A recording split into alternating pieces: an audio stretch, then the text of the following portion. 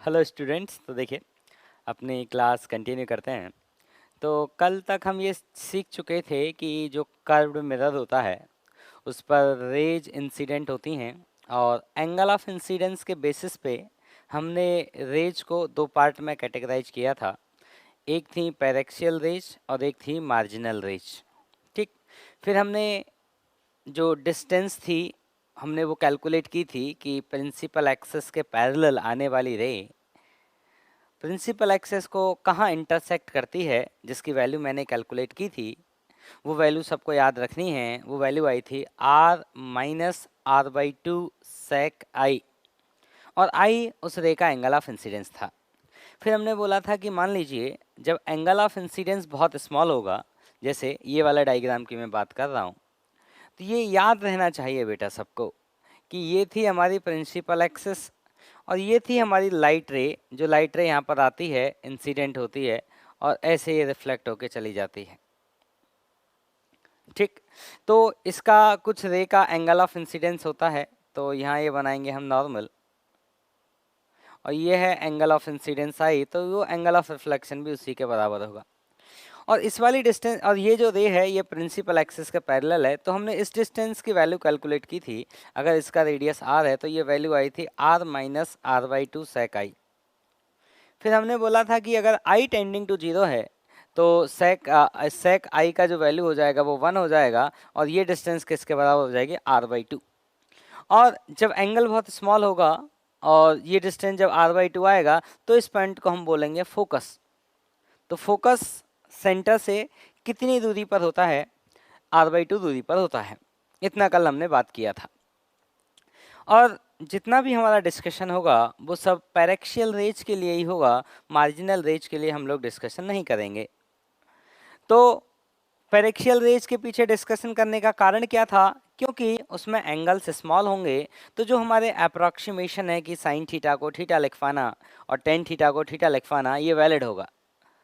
इसीलिए हम सिर्फ किसके लिए डील करेंगे, पैरेक्सियल रेज के लिए डील करेंगे। ठीक। अब देखिएगा, अब एक चीज और है उसको हम देख लेते हैं, वो है फोकल प्लेन किसको कहते हैं। फोकल प्लेन को और आप जान लें। ठीक।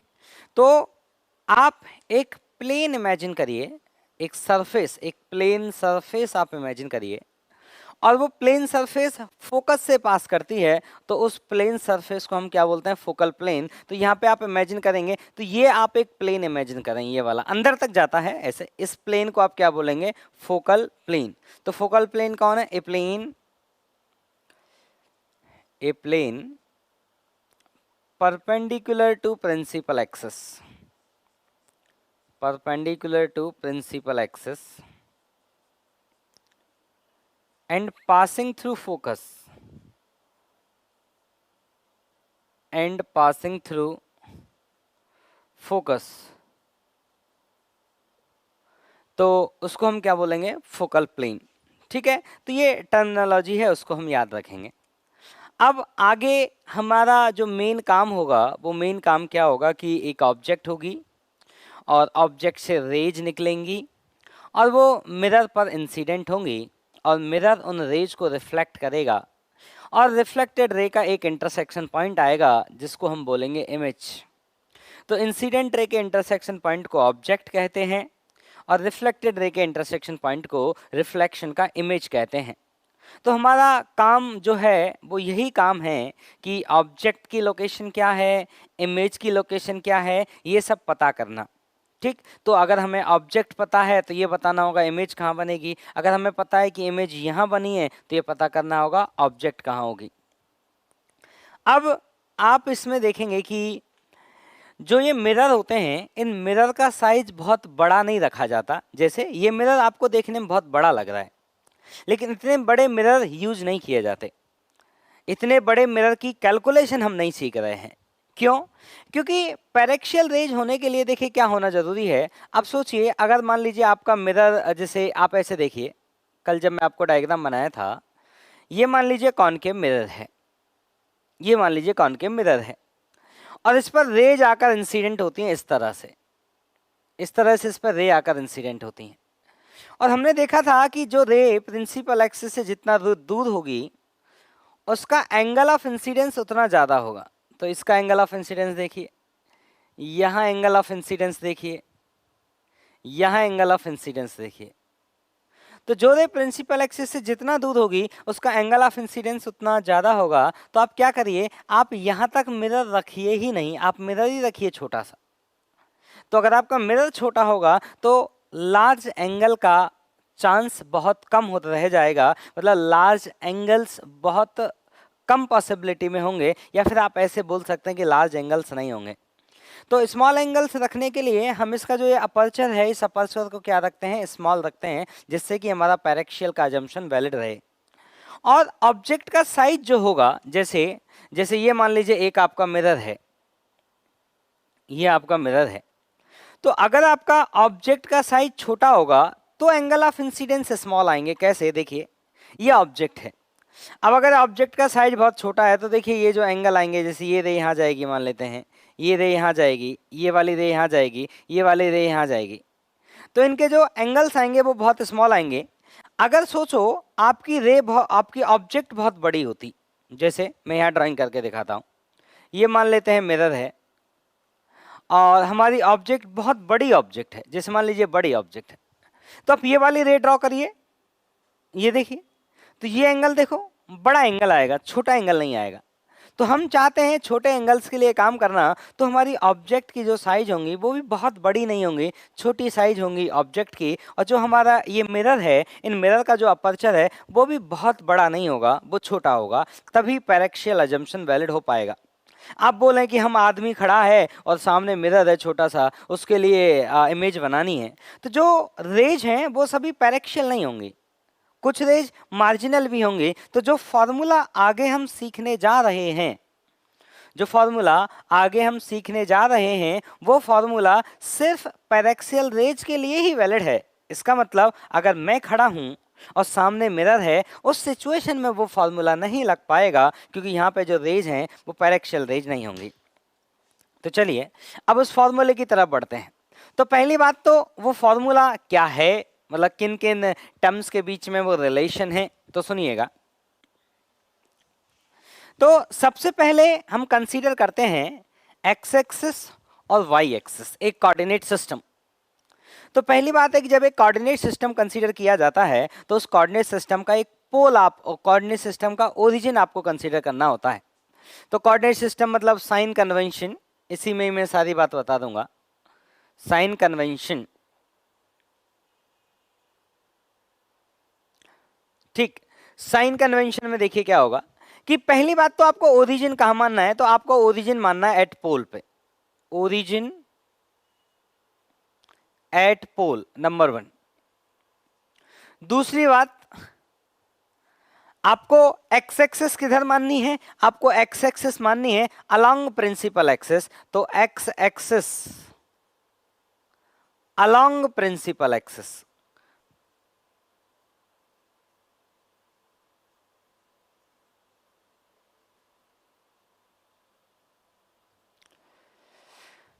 एक्स एक्सिस है वो किधर है, एक्स एक्सिस है अलोंग प्रिंसिपल एक्सिस।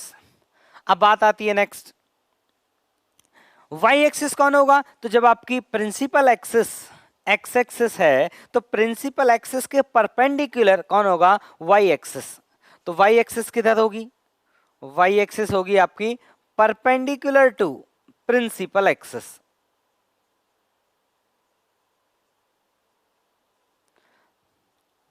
अब बात आती है कि पॉजिटिव एक्स किसको कहेंगे और नेगेटिव एक्स किसको कहेंगे, पॉजिटिव वाई किसको कहेंगे और नेगेटिव वाई किसको कहेंगे। तो सुनना, तो पॉजिटिव एक्स उसको कहेंगे तो जो लाइट, इंसिडेंट लाइट का जो डायरेक्शन होगा, तो direction of incident raise, direction of incident raise considered, direction of incident rays considered positive x-axis।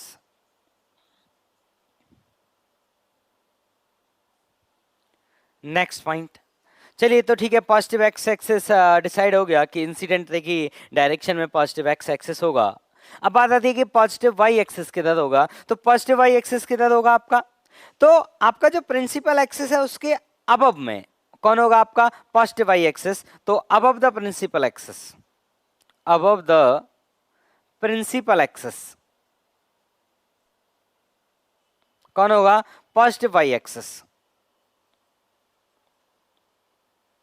ठीक, जैसे मैं आपको यहाँ डायग्राम बनाता हूं, दोनों मिरर के लिए मैं डायग्राम बनाता हूं, कॉनकेव के लिए भी और कॉन्वेक्स के लिए भी। ये है आपका कॉनकेव मिरर और ये है आपकी प्रिंसिपल एक्सिस और ये है आपका पोल। आपको मैंने जो लिखाया है वो ये लिखाया है कि ओरिजिन कहाँ मानना है, पोल पर ओरिजिन मानना है और इस और प्रिंसिपल एक्सिस को एक्स एक्सिस मानना है, मतलब ये वाली लाइन आपके एक्स एक्सिस का काम करेगी। और वाई एक्सिस कौन होगा, ओरिजिन से प्रिंसिपल एक्सिस के परपेंडिकुलर, ये होगा आपका वाई एक्सिस। अब मुझे बताइए, ये हमारा कॉनकेव मिरर है, अगर इस पर रे इंसिडेंट होंगी तो वो इसी डायरेक्शन से रे इंसिडेंट होंगी। इस डायरेक्शन से रेज इंसिडेंट करने का कोई मतलब नहीं बनता, क्योंकि इधर वाली साइड रिफ्लेक्टिंग सरफेस नहीं है, रिफ्लेक्टिंग सरफेस ये वाली साइड है, इसलिए रेज इधर से इंसिडेंट होंगी। इसलिए ये कौन होगा आपका पॉजिटिव एक्स और इधर कौन होगा आपका नेगेटिव एक्स, और हमेशा अबव होता है पॉजिटिव वाई और डाउनवर्ड होता है नेगेटिव वाई। तो ये हो जाएगा आपका प्लस वाई और ये हो जाएगा आपका माइनस वाई। अब मुझे बताइए इस वाले केस में, हाँ चलिए उसका भी बना देते हैं फिर बात करते हैं।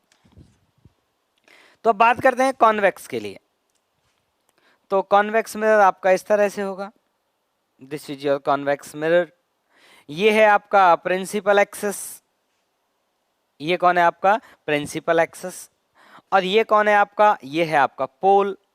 और प्रिंसिपल एक्सिस को हमें क्या मानना है, एक्स एक्सिस, पोल को हमें क्या मानना है, ओरिजिन। तो ये ओरिजिन हो गया, और एक हम जो वर्टिकल लाइन बनाएंगे ओरिजिन से जाने वाली, ये हो जाएगी हमारी वाई एक्सिस। अपवर्ड हमेशा पॉजिटिव वाई होता है और डाउनवर्ड हमेशा नेगेटिव वाई होता है, ऑलवेज। जो दिक्कत होती है इस पॉजिटिव एक्स की डिसाइड करने में दिक्कत है, तो उसके लिए रूल है क्या कि डायरेक्शन ऑफ इंसिडेंट रेज। अब मुझे बताओ बेटा, इधर से रे इंसिडेंट करने का कोई मतलब बनता है या इधर से कोई रे इंसिडेंट करने का कोई मतलब बनता है, तो आंसर है इधर से रेज इंसिडेंट करने का कोई मतलब नहीं बनता, क्योंकि ये वाली साइड आपकी रिफ्लेक्टिंग सरफेस नहीं है। रिफ्लेक्टिंग सरफेस आपकी इधर वाली है, तो रेज आपको इधर से इंसिडेंट करनी पड़ेंगी, मतलब ये कौन हो जाएगा आपका positive x axis, positive x हो जाएगा, और ये कौन हो जाएगा आपका negative x.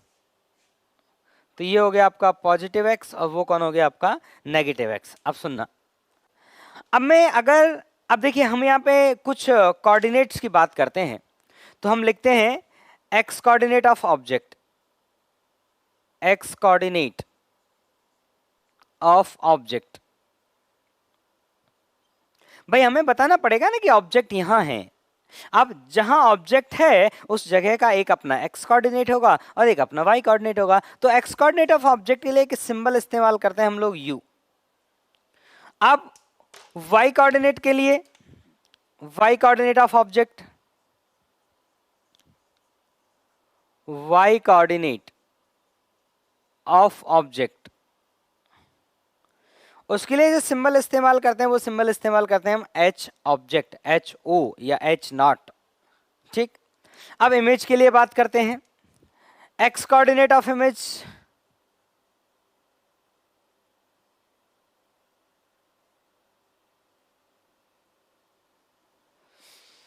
X coordinate of image.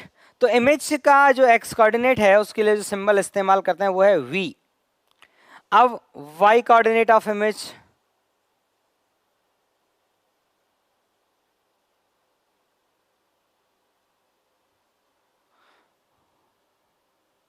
वो सिंबल इस्तेमाल होता है एच आई। ठीक, इसके बाद एक सिंबल और इस्तेमाल होता है एक्स कोऑर्डिनेट ऑफ फोकस,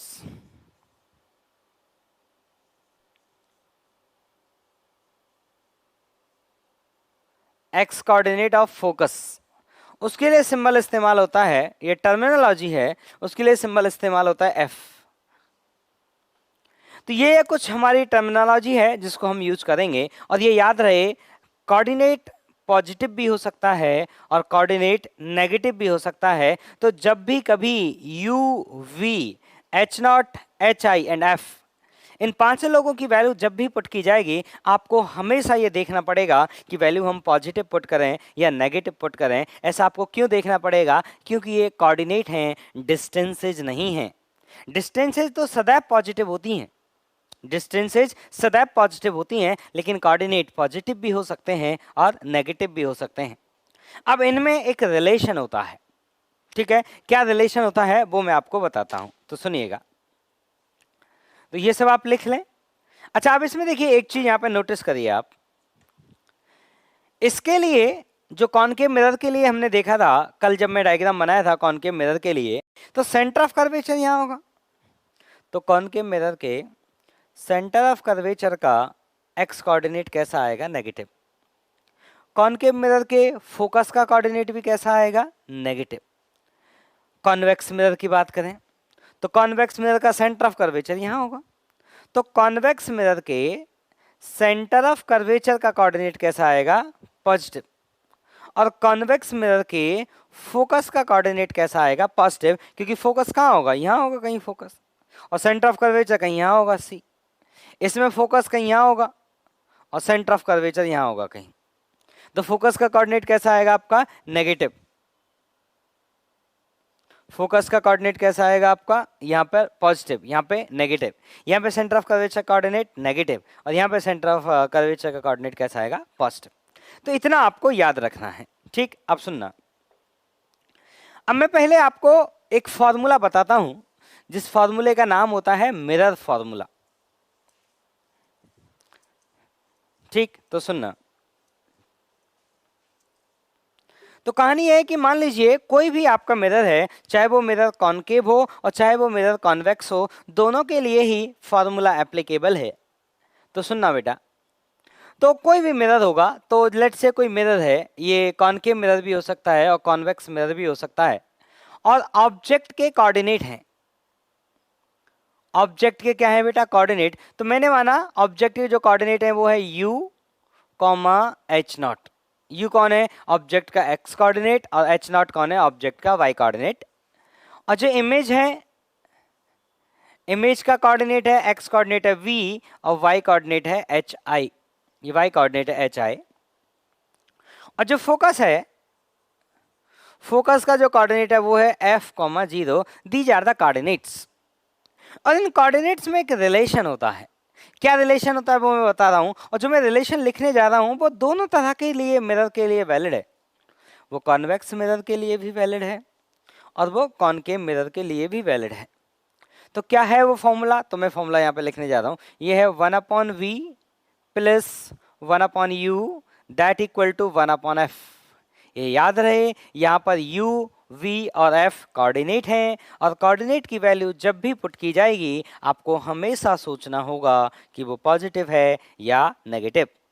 एक फॉर्मूला और होता है, इसको बोलते हैं हम लोग मिरर फॉर्मूला। इसको बोलते हैं मिरर फॉर्मूला, और ये दोनों तरह के मिरर के लिए एप्लीकेबल है, कॉन्वेक्स और कॉनकेव। एक फॉर्मूला और होता है जो इसके y कोऑर्डिनेट का रिलेशन होता है, उसको बोलते हैं हम लोग मैग्निफिकेशन। एक शब्द इस्तेमाल किया जाता है मैग्निफिकेशन। इसको आप ट्रांसवर्स मैग्निफिकेशन या फिर लेटरल मैग्निफिकेशन इसको बोलते हैं। इसको क्या बोलते हैं? या तो हम ट्रांसवर्स मैग्निफिकेशन बोलते हैं और या फिर लेटरल मैग्निफिकेशन बोलते हैं। किसको बोलते हैं? इनके y कोऑर्डिनेट के रेशियो को। y कोऑर्डिनेट के रेशियो को हम क्या बोलते हैं? मैग्निफिकेशन। और ये किसके बराबर होता है? ये बराबर होता है -v/u। v कौन है? इमेज का x कोऑर्डिनेट, और u कौन है? ऑब्जेक्ट का x कोऑर्डिनेट। और मैग्निफिकेशन के लिए जो सिंबल इस्तेमाल करते हैं वो m इस्तेमाल करते हैं। ये है आपका hi/h ऑब्जेक्ट, और ये बराबर होता है किसके? ये सिंबल है, ये बराबर होता है -v/u। अब मैं आपको कुछ क्वेश्चन समझाता हूं। देखिए फॉर्मूला कैसे आया, इसका डेरिवेशन हम लोग देखेंगे, लेकिन पहले हम इसकी कुछ कैलकुलेशन सीख लें, फिर हम डेरिवेशन के बारे में बात करेंगे। पहले कुछ इसको अप्लाई करना सीख लें, ठीक है? अब सुनना, अब मैं आपको कॉनकेव मिरर के लिए और कॉन्वेक्स मिरर के लिए, दोनों के लिए कुछ कुछ सवाल करके दिखाता हूं। तो जैसे मान लीजिए ये एक हमारा कॉनकेव मिरर है, ये है कॉनकेव मिरर, और कॉनकेव मिरर के लिए एक ऑब्जेक्ट है, ये है आपका प्रिंसिपल एक्सिस, ये है आपका प्रिंसिपल एक्सिस, और ऑब्जेक्ट जो है वो कहीं यहाँ है, और इसका जो मान लेते हैं इसका जो रेडियस ऑफ कर्वेचर है ROC, उसका वैल्यू दिया गया है 10 सेंटीमीटर। तो फोकस का डिस्टेंस कितना होगा पोल से, वो हो जाएगा r/2। हमने देखा था पोल से फोकस का डिस्टेंस कितना होता है r/2, इसका मतलब फोकस कहीं यहाँ होगा और उसका ये जो डिस्टेंस होगा दैट इज 5 सेंटीमीटर। और एक ऑब्जेक्ट है, एक ऑब्जेक्ट है यहाँ पे, और ऑब्जेक्ट यहाँ पर है, और ऑब्जेक्ट का जो डिस्टेंस है वो है 40 सेंटीमीटर। This is object. आपसे पूछा है कि बताइए इमेज कहां बनेगी, मतलब इमेज का एक्स कोऑर्डिनेट क्या होगा। तो सुनना बेटा, तो इमेज कहां बनेगी हमें निकालना है, तो हम फॉर्मूला लगाएंगे। कौन सा formula, 1/v plus 1/u equal to 1/f। यहां पे जो u, v और f है ये कोऑर्डिनेट है। v हमें इमेज का कोऑर्डिनेट मालूम नहीं है, पता करना है, प्लस 1/u। u कौन है, ऑब्जेक्ट का कोऑर्डिनेट कितना है -40। -40 क्यों लिखा जाएगा, क्योंकि इस डायरेक्शन में है, ये हमारा होगा x एक्सिस और ये होगा पॉजिटिव x, क्योंकि रे इधर से इंसिडेंट होंगी, तो इधर कौन होगा, नेगेटिव x।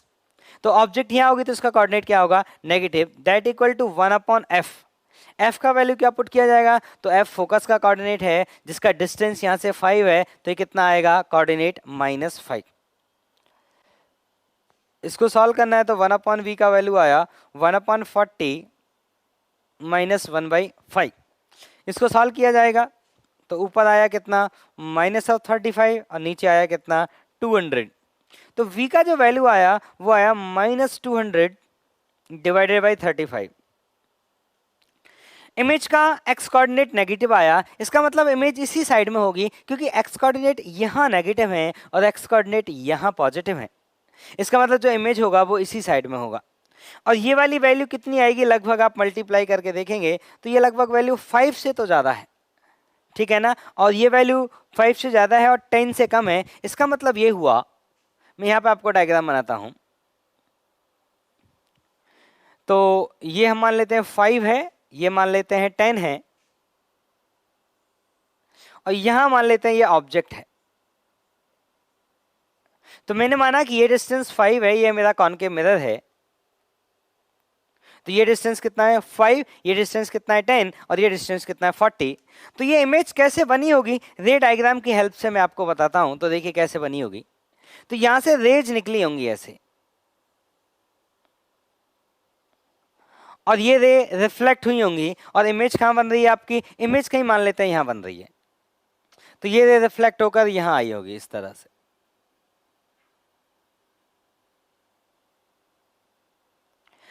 इमेज बनाने के लिए आपको एटलीस्ट 2 रे ड्रॉ करनी होंगी, क्योंकि एक पॉइंट को ढूंढने के लिए एटलीस्ट 2 रे हमें चाहिए, क्योंकि 2 रे का इंटरसेक्शन एक पॉइंट होगा। 3 रे का भी एक इंटरसेक्शन पॉइंट हो सकता है, लेकिन एटलीस्ट कितनी रे चाहिए हमें पता करने के लिए 2। तो एक रे मैंने ड्रॉ करी। दूसरी रे भी आप ड्रॉ कर सकते हैं, कैसे, आप इस तरह से ले सकते हैं कि मान लो इधर कोई रे आई, कितनी रे इस पॉइंट से निकली होंगी, इनफाइनाइट। इस पे कितनी रे आकर गिरी होंगी, बहुत लार्ज नंबर ऑफ रे, जो रे इस डायरेक्शन में आई होंगी वो मिरर पर गिरी होंगी। और जितनी भी रे हैं ये सभी आफ्टर रिफ्लेक्शन कहाँ कट करेंगी, at the location of image, and this is the image. तो ये हुआ आपका ऑब्जेक्ट, और ये कौन हो गया आपका इमेज। और इमेज का जो डिस्टेंस है, मैं कोऑर्डिनेट की बात नहीं कर रहा, डिस्टेंस जो है, डिस्टेंस है 200 डिवाइडेड बाई 35। तो ये वाला जो डिस्टेंस है यहाँ से यहाँ तक, ये डिस्टेंस है आपका 200 डिवाइडेड बाई 35 सेंटीमीटर, और ऑब्जेक्ट का जो डिस्टेंस है दैट इज 40 सेंटीमीटर। तो ये है इसका रे डायग्राम, ठीक। इसी तरह से मैं आपको और समझाता हूं। तो देखो बेटा, अब मान लेते हैं एक, जैसे कॉन्वेक्स मिरर के लिए मैंने समझाया, एक कॉनकेव के लिए समझाया, एक कॉन्वेक्स के लिए भी समझाते हैं, ठीक। तो मान लीजिए बेटा कि एक हमारा कॉन्वेक्स मिरर है, एक कॉन्वेक्स मिरर है। तो this is our convex mirror, और ये है इसका प्रिंसिपल एक्सिस, और इस प्रिंसिपल एक्सिस को ही हम क्या मानते हैं, एक्स एक्सिस मानते हैं। और मान लेते हैं यहाँ कहीं ऑब्जेक्ट है, यहाँ कहीं ऑब्जेक्ट है, और इसका आरओसी मान लेते हैं 60 सेंटीमीटर, और ये वाला जो डिस्टेंस है यहाँ से यहाँ तक ये मान लेते हैं लेट्स से 120 सेंटीमीटर। अब हमें ये बताना है कि इस ऑब्जेक्ट का जो इमेज बनेगा वो कहाँ बनेगा और पोल से कितनी दूरी पर बनेगा, ये हमारा ऑब्जेक्ट है। तो देखिए कैसे सॉल्व करेंगे, मैं पहले आपको वो सॉल्व करना सिखा रहा हूं। आपको फॉर्मूला यूज करना है, क्योंकि देखिए आपको क्या पता है, आपको ऑब्जेक्ट का एक्स कोऑर्डिनेट पता है, आपको फोकस का एक्स कोऑर्डिनेट पता है, लेकिन आपको इमेज का एक्स कोऑर्डिनेट नहीं पता, वो आपसे पूछा गया है। इमेज का एक्स कोऑर्डिनेट कौन होता है, v, मतलब आपको v निकालना है, u पता है और f पता है, मतलब ये फॉर्मूला हम यूज करेंगे। तो 1/v plus 1/u that equal to 1/f। v हमें कैलकुलेट करना है, u हमें पता है दैट इज -120, क्योंकि यहाँ पे तो देखिए रे इधर इंसिडेंट होंगी, तो ये होगा हमारा पॉजिटिव x और इधर होगा हमारा नेगेटिव x, क्योंकि जो रे होंगी वो इस साइड से इंसिडेंट करेंगी। यहां से देखिए ऑब्जेक्ट से रे बनाते हैं, आपको इधर से रे इंसिडेंट करेंगे, इसलिए इधर को माना जाएगा पॉजिटिव एक्स और पोल को माना जाता है ओरिजिन। तो ये ओरिजिन है, तो ओरिजिन के राइट साइड में होती हैं पॉजिटिव और ओरिजिन के लेफ्ट में नेगेटिव, तो ये सभी नेगेटिव होंगे क्योंकि ये डायरेक्शन इंसिडेंट रे के अपोजिट है और ये डायरेक्शन इंसिडेंट रे के अलोंग है। और एफ का कोऑर्डिनेट क्या आएगा, तो इसका फोकस यहाँ आएगा जिसका कोऑर्डिनेट आ जाएगा कितना, +30। अब इसको सॉल्व किया जाए तो 1/v का जो वैल्यू आया वो आया 1/120 प्लस 1/30, ये आया 150 डिवाइडेड बाई 3600। इसको सॉल्व किया जाए तो v का जो वैल्यू आया वो आया 360 डिवाइडेड बाई 150, तो ये आया 360 डिवाइडेड बाई 15। ठीक, इसको सॉल्व करेंगे तो ये आएगा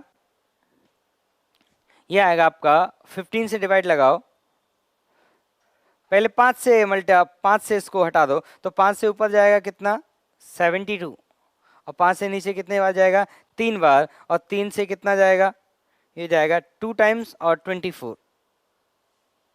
ठीक है, तो जो आपका v आया वो 24 आया, और खुशी की बात यह है कि वो पॉजिटिव आया। अगर पॉजिटिव आया मतलब इमेज का एक्स कोऑर्डिनेट पॉजिटिव है। इसका मतलब क्या है, मैं आपको रे डायग्राम से समझाता हूं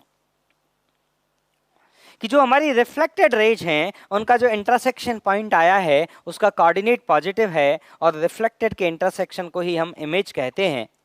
तो कैसे इसका रे डायग्राम बनेगा मैं आपको यहां बना के दिखाता हूं अच्छे से। This is our convex mirror and this is principal axis. ठीक, यहां हमारी ऑब्जेक्ट है, ऑब्जेक्ट से रे निकलेंगी, तो ये ऑब्जेक्ट से रे निकली और ये रिफ्लेक्ट होंगी रे, और रे रिफ्लेक्ट होकर इस डायरेक्शन में जाएंगी, तो जब इसको हम पीछे एक्सटेंड करेंगे तो कहीं यहाँ आएगा एक्सटेंशन। सिमिलर कहानी इस डायरेक्शन में, तो ये रे है। सिमिलर कहानी इस डायरेक्शन में, यहाँ से रे ऐसे इंसिडेंट हुई होगी और ये रिफ्लेक्ट हुई होगी, और हमें पता है कि इंटरसेक्शन यहाँ आना है क्योंकि हमने फॉर्मूला लगा के पता किया इंटरसेक्शन की वैल्यू आनी है +24।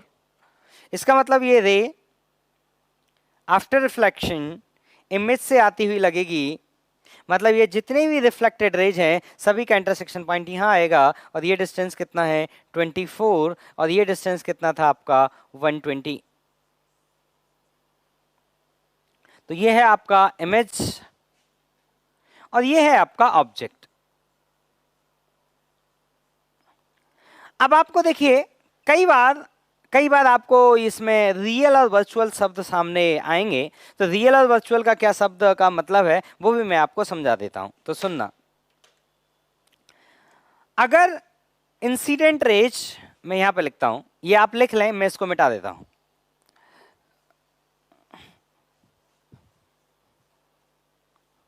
तो देखिए पूरे रिफ्लेक्शन में और आपकी रियल ऑब्जेक्ट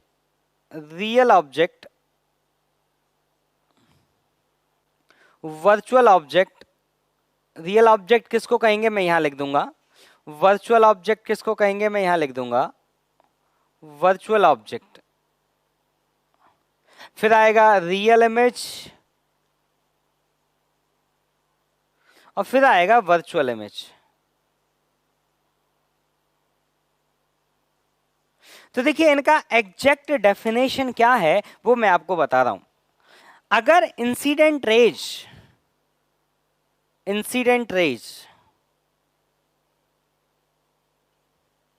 अगर डाइवर्जिंग हो, इंसिडेंट रेज कैसी हो, डाइवर्जिंग, तो उसको क्या बोलेंगे, रियल ऑब्जेक्ट। और अगर इंसिडेंट रेज कन्वर्जिंग हो, इंसिडेंट रेज कैसी हो, कन्वर्जिंग हो, तो उसको क्या बोलेंगे, वर्चुअल ऑब्जेक्ट। फिर बोलते हैं रियल इमेज किसको, तो रिफ्लेक्टेड रेज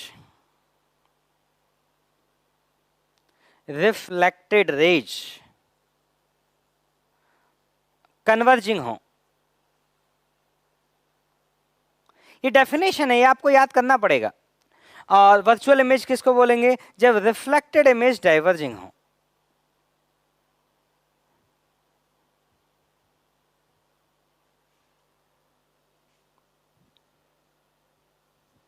तो देखिए ये है आपकी एग्जैक्ट डेफिनेशन। जब भी कभी आप डायलेमा में फंसे कि उसे रियल बोलेंगे या वर्चुअल बोलेंगे, ये एग्जैक्ट डेफिनेशन है, ये आपको बताएगी कि हम उसको रियल ऑब्जेक्ट या रियल इमेज या वर्चुअल ऑब्जेक्ट या वर्चुअल इमेज क्या बोलेंगे। अब कई बार आदमी किसी और तरीके से भी याद रखता है, लेकिन उसमें थोड़ी बहुत गलती होती है। ठीक है, तो आप थोड़ा बहुत गलती वाली बात अगर सुनना चाहें तो मैं सुना देता हूं, लेकिन this is the exact definition, जिससे कभी गलती नहीं होगी। This is 100% correct. लेकिन एक बात और बच्चा याद रखता है, क्योंकि वो थोड़ा याद करने में आसान होता है, लेकिन उसमें थोड़ी गलती आती है। ठीक है, हाँ, काफी टाइम वो सही काम करता है, लेकिन कुछ टाइम में वो गलत भी काम करता है, लेकिन वो अच्छा इसलिए लगता है क्योंकि वो याद करना बड़ा आसान रहता है। जैसे कि रे अगर असली में काटें, जैसे आप इसको बोलेंगे रे असली में काटें, इसका क्या मतलब है, देखिए मैं आपको यहां बताता हूं। तो हमने जो अभी कॉनकेव मिरर वाला जो डायग्राम बनाया था, जैसे हम इंसिडेंट रे की बात करें, तो इंसिडेंट रेज हमारी ऐसे थी, तो ये हमारी जो इंसिडेंट रे थी वो यहां पे असली में काट रही थी, तो इसको बोल देंगे रियल ऑब्जेक्ट। और अगर हमारी इंसिडेंट रेज, मान लीजिए इसी मिरर में इंसिडेंट रेज अगर हमारी ऐसे होती, ये इंसिडेंट रेज की बात कर रहा हूं मैं अभी, पहले मैं ऑब्जेक्ट की बात कर रहा हूं, इमेज की बाद में करेंगे। तो इसमें कहेंगे लोग कि ये रे असली में नहीं काट रही, तो इसको लोग क्या बोल देंगे, वर्चुअल ऑब्जेक्ट। तो ये हो गया आपका रियल ऑब्जेक्ट और ये हो गया आपका वर्चुअल ऑब्जेक्ट। ये तरीका ठीक है, लेकिन 100% फुल प्रूफ नहीं है। अगर ये कभी धोखा देगा तो आप मेरे से नहीं पूछेंगे, फुल प्रूफ तरीका ये है। लेकिन इससे एटलीस्ट लर्निंग स्टेज में, जब जिंदगी में आप पहली बार ये चीज सीख रहे होते हैं, तो इससे कुछ दिन काम चला सकते हैं। लेकिन ये याद रहे, इन दी एंड फाइनल रिजल्ट आपको यहीं से मिलेगा, मतलब फुल प्रूफ आंसर हमेशा यहीं से मिलेगा। तो आप देखिए ये वाली रेज कैसी है, डाइवर्जिंग। और जब इंसिडेंट रेज डाइवर्जिंग होती है तो उसको क्या बोलते हैं हम, रियल ऑब्जेक्ट। तो ये ऑब्जेक्ट कैसी होगी, रियल ऑब्जेक्ट। तो यहाँ पे असली में काटना और हमारा डेफिनेशन दोनों ने सेम आंसर दिया। यहाँ की बात करते हैं, ये रे असली में नहीं काट रही, तो असली में नहीं काट रही तो हम इसको क्या बोलेंगे, वर्चुअल ऑब्जेक्ट। ये एक जुगाड़ वाला तरीका हो गया। और एग्जैक्ट डेफिनेशन क्या है कि अगर इंसिडेंट रेज कन्वर्जिंग है, तो ये देखिए रे कन्वर्ज कर रही है, रे अगर कन्वर्ज कर रही है तो इसको हम क्या बोलेंगे, वर्चुअल ऑब्जेक्ट। अब मुझे बताइए, जितनी भी रियल ऑब्जेक्ट होंगी उनका जो एक्स कोऑर्डिनेट होगा वो कैसा होगा, नेगेटिव। मतलब जो यू का वैल्यू आएगा, यू का जो वैल्यू आएगा, यू का वो वैल्यू कैसा आएगा, नेगेटिव। क्योंकि जितनी भी इंसिडेंट रेज अगर डाइवर्जिंग होंगी तो उनका इंटरसेक्शन पॉइंट पहले ही आ चुका होगा, क्योंकि वो डाइवर्ज कर रही हैं। तो इंटरसेक्शन पॉइंट अगर पहले है तो ये कोऑर्डिनेट कैसा होगा आपका, नेगेटिव। लेकिन अगर इंसिडेंट रेज आपकी कन्वर्जिंग है, मतलब वो पहले इंटरसेक्ट नहीं करी हैं, वो मिरर के पीछे जाकर इंटरसेक्ट करेंगे, तो इसका एक्स कोऑर्डिनेट कैसा आएगा, पॉजिटिव। क्योंकि इधर पोल होता है और ये इधर होता है पॉजिटिव एक्स एक्सिस, और इधर कौन होता है, नेगेटिव एक्स एक्सिस। तो इसके लिए जो यू आएगा वो यू कैसा आएगा, पॉजिटिव। तो मिरर में अगर यू नेगेटिव है तो रियल ऑब्जेक्ट, और मिरर में अगर यू पॉजिटिव है तो वर्चुअल ऑब्जेक्ट। अब बात करते हैं इमेज की। तो देखिए ये मैं डायग्राम हटाता हूं, नीचे वाला ऑब्जेक्ट ही आप लिख लें। अब मैं आपको इमेज वाला डायग्राम बनाता हूं। तो जब हमने कॉनकेव मिरर से, जैसे अभी मैंने आपको दो सवाल करके बताए, एक कॉनकेव वाला और एक कॉन्वेक्स वाला। कॉनकेव वाले में अगर आप ध्यान से देखेंगे, ये आपका कॉनकेव मिरर है, और इस कॉनकेव मिरर को अगर आप ध्यान से देखेंगे तो आपने जो रिफ्लेक्टेड रेज बनाई थी वो कुछ इस तरह से बनाई थी। पहले जो कॉनकेव मिरर वाला हमारा सवाल था उसमें रिफ्लेक्टेड रेज हमने इस तरह से बनाई थी।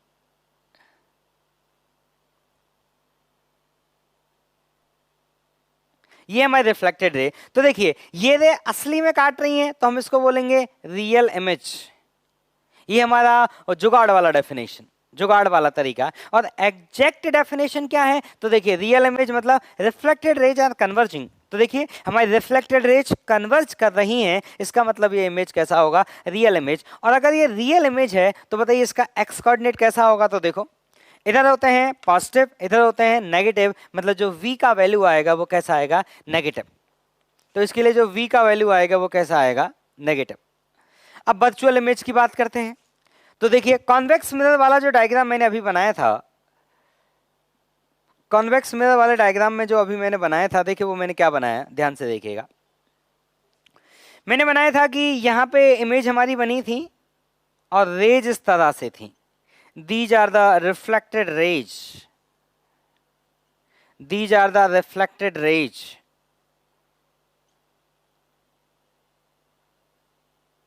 These are the reflected rays. तो ये वाला जो पॉइंट है, इस पॉइंट के लिए इसको हम क्या बोलेंगे? इसको बोलेंगे वर्चुअल इमेज। तो पहले जुगाड़ वाला डेफिनेशन, जुगाड़ वाला डेफिनेशन बोलता है कि वो रे असली में नहीं काट रही तो उनको क्या बोलेंगे? Virtual image. ये जुगाड़ वाला डेफिनेशन। हमारा डेफिनेशन कि अगर रिफ्लेक्टेड रेज डाइवर्जिंग है, तो रिफ्लेक्टेड रेज अगर डाइवर्जिंग है तो उसको हम क्या बोलेंगे? Virtual image. मतलब हमारे तरीके से भी वर्चुअल इमेज ही आया, और जुगाड़ ने भी वर्चुअल इमेज बोला, मतलब जुगाड़ ने सही बोला। हमारा तो ये तरीका तो ऑलवेज सही है ही। तो इसका मतलब जो, अब बताइए इसके एक्स कोऑर्डिनेट की अगर हम बात करें तो इसका जो एक्स कोऑर्डिनेट आएगा वो पॉजिटिव आएगा। क्यों आएगा? क्योंकि रे इधर से इंसिडेंट हुई होंगी, और पोल को बोलते हैं ओरिजिन। तो ये अगर हमारा ओरिजिन है तो इधर कौन है? Positive x axis. इधर कौन है आपका? Positive x axis. तो ये आपका कोऑर्डिनेट क्या आएगा? पॉजिटिव। तो देखो आपको रियल और वर्चुअल याद रखने के आपके पास तीन तरीके हो गए। एक तो हो गया जुगाड़, जुगाड़ कभी सही देगा कभी गलत देगा, उसका मेरे पे कोई गारंटी नहीं है।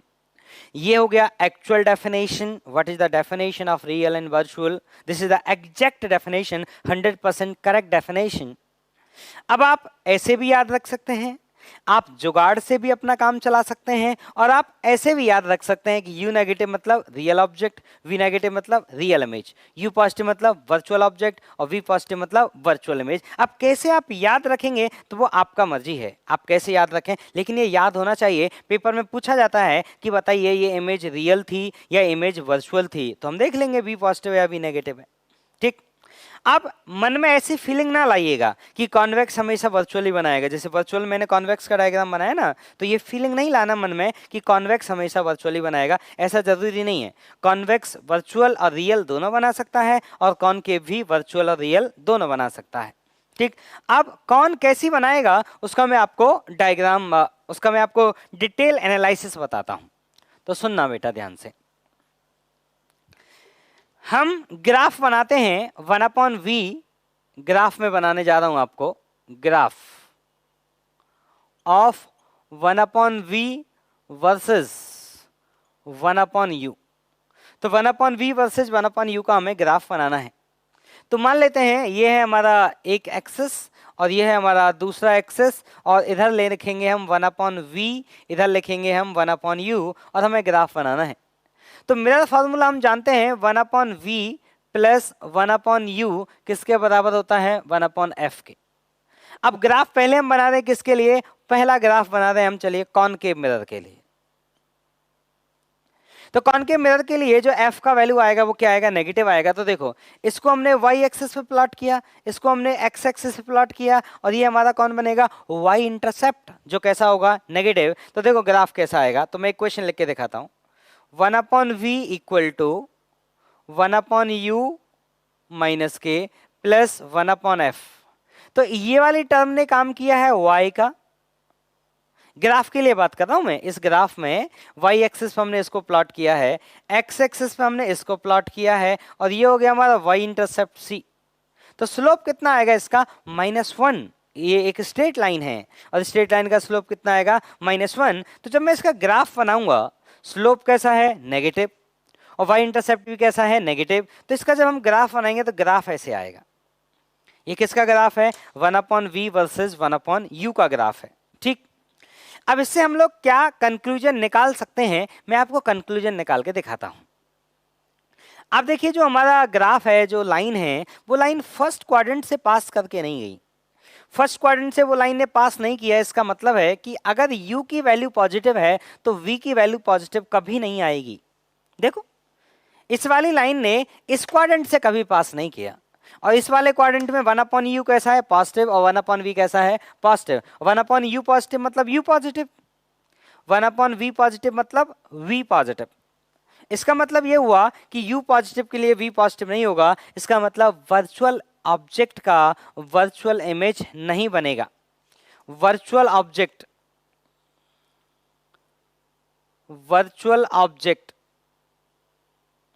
का वर्चुअल इमेज, वर्चुअल ऑब्जेक्ट का वर्चुअल इमेज नहीं बनेगा।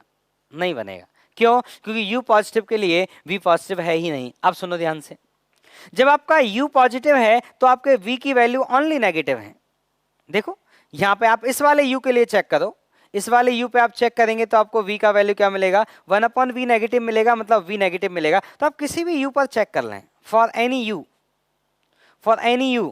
v is negative. क्यों? 1/v अगर नेगेटिव है तो v नेगेटिव है, मतलब अगर आपकी वर्चुअल ऑब्जेक्ट है, u पॉजिटिव का मतलब क्या हुआ? Virtual object.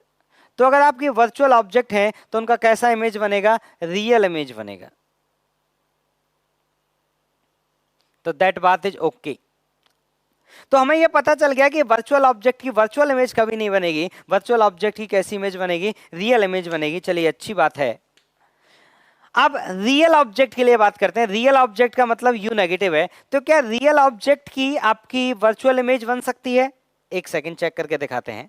पहले एक मैं रेफरेंस लाइन बना देता हूं।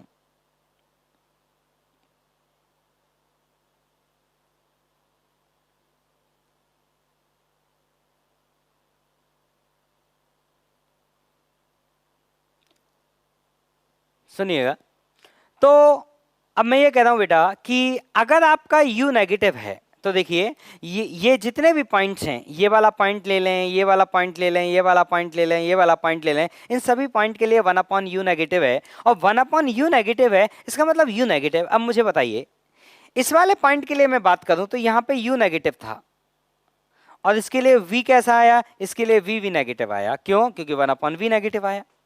और अगर मैं इस वाले पॉइंट के लिए बात करूं, तो इस वाले पॉइंट के लिए बात करूं तो इस पॉइंट के लिए u नेगेटिव है, क्योंकि 1/u नेगेटिव है, और इसके लिए जो v आया वो कैसा आया? पॉजिटिव आया। 1/v पॉजिटिव आया, मतलब v कैसा आया? पॉजिटिव आया। इसका मतलब रियल ऑब्जेक्ट का ऐसे स्टेटमेंट में लिख देता हूं मैं कि concave mirror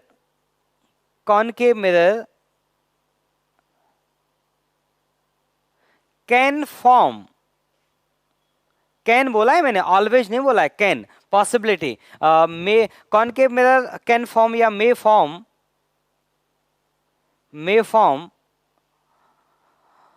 real and virtual image of real object. मतलब ये हुआ कि रियल ऑब्जेक्ट की दोनों तरह की इमेज बन सकती हैं। रियल ऑब्जेक्ट की वर्चुअल इमेज भी बन सकती है, और रियल ऑब्जेक्ट की रियल इमेज भी बन सकती है, लेकिन वर्चुअल ऑब्जेक्ट की वर्चुअल नहीं बन सकती। वर्चुअल की सिर्फ कैसी बनेगी? रियल बनेगी। ठीक, अब ये भी चेक करते हैं कि कहां पर कैसा बनेगा। तो देखिए,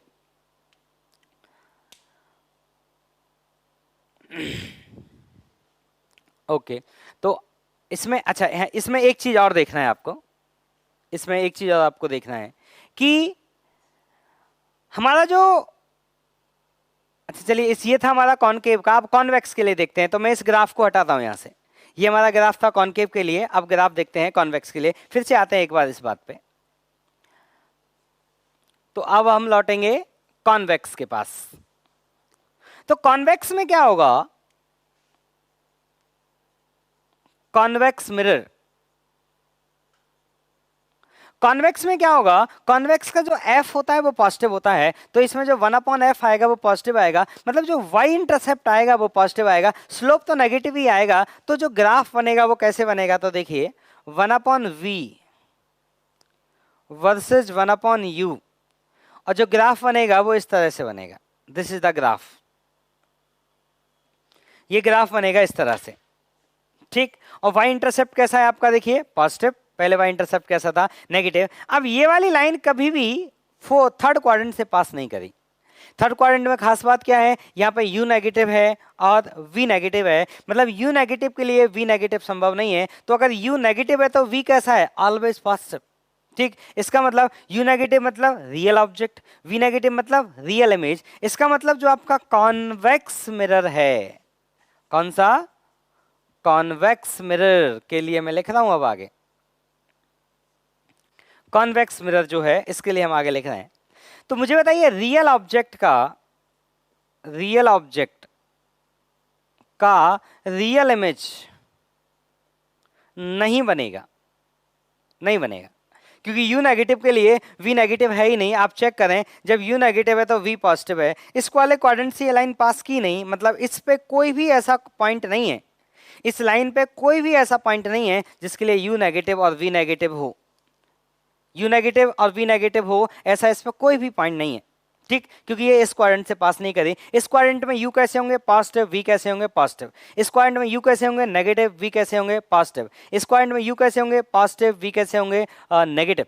लेकिन इस वाले क्वाड्रेंट में u नेगेटिव है और v नेगेटिव है, जो दोनों एक साथ संभव नहीं है, मतलब रियल ऑब्जेक्ट का रियल इमेज संभव नहीं है। तो फिर रियल ऑब्जेक्ट का कैसा इमेज बनेगा, तो रियल ऑब्जेक्ट के लिए v कैसा है आप ये पता करिए। तो u जब आपका नेगेटिव है तो v की जो वैल्यू है आपकी, वो v की पॉजिटिव वैल्यूज हैं। v की जो वैल्यू है वो कैसी वैल्यू है, पॉजिटिव वैल्यू है। तो देखिए मैं आपको ग्राफ बना के दिखाता हूं। जिस मान लीजिए इस वाले u पे हम बात करें, इस वाले 1/u पे बात करें, तो इस वाले 1/u पे भी 1/v पॉजिटिव आएगा। इस वाले 1/u पे बात करें तो इस वाले 1/u के लिए भी 1/v पॉजिटिव आएगा, ठीक। तो u positive, v positive, u positive, v positive. इसका मतलब रियल ऑब्जेक्ट का जो इमेज बनेगा वो कैसा बनेगा, सॉरी यहाँ पे u नेगेटिव है, u negative, v positive, u negative, v positive, मतलब रियल ऑब्जेक्ट का जो इमेज बनेगा वो कैसा इमेज बनेगा, वर्चुअल इमेज, वर्चुअल इमेज बनेगा। रियल का रियल नहीं बनेगा और यहाँ पे वर्चुअल का वर्चुअल नहीं बनेगा, ये याद रखना होता है, ठीक। अब बात करते हैं वर्चुअल ऑब्जेक्ट के बारे में।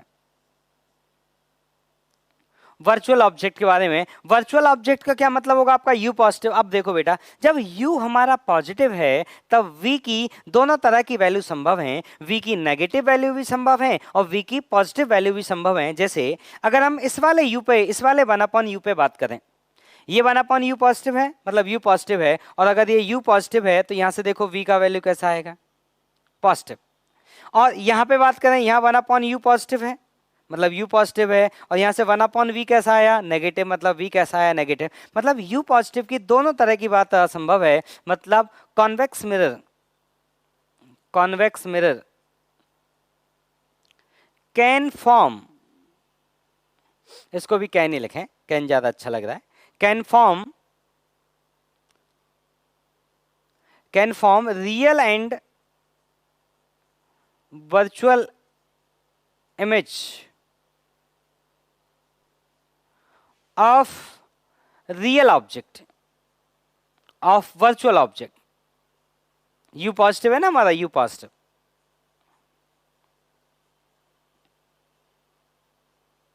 तो देखो जितने भी मैं स्टेटमेंट ये लिख रहा हूं, इनमें से आपको एक एक स्टेटमेंट बस याद रखना है कि ये वर्चुअल का वर्चुअल नहीं बनाता और ये रियल का रियल नहीं बनाता।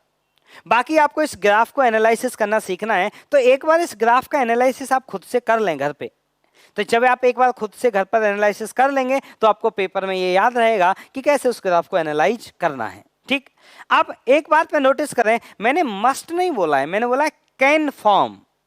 फॉर्म कर सकता है, फॉर्म कर सकता है, डिपेंड करेगा उसकी पोजीशन क्या है, तो वो हम बात करेंगे नेक्स्ट क्लास में कि कौन सी पोजीशन के लिए रियल बनाएगा और कौन सी पोजीशन के लिए वर्चुअल बनाएगा। ठीक है, तो नेक्स्ट क्लास तक आप इसका एनालिसिस करके रखिए। और देखिए होमवर्क में एक्सरसाइज 1 का पार्ट 1 और पार्ट 2 दोनों का सेक्शन है प्लेन मिरर से रिलेटेड था, वो होपफुली आपने कर लिया होगा। अब इसके लिए आप जो सेक्शन बी है पार्ट 1 और पार्ट 2 दोनों का, एक्सरसाइज 1 पार्ट 1 और पार्ट 2 दोनों का सेक्शन बी, उससे क्वेश्चन करना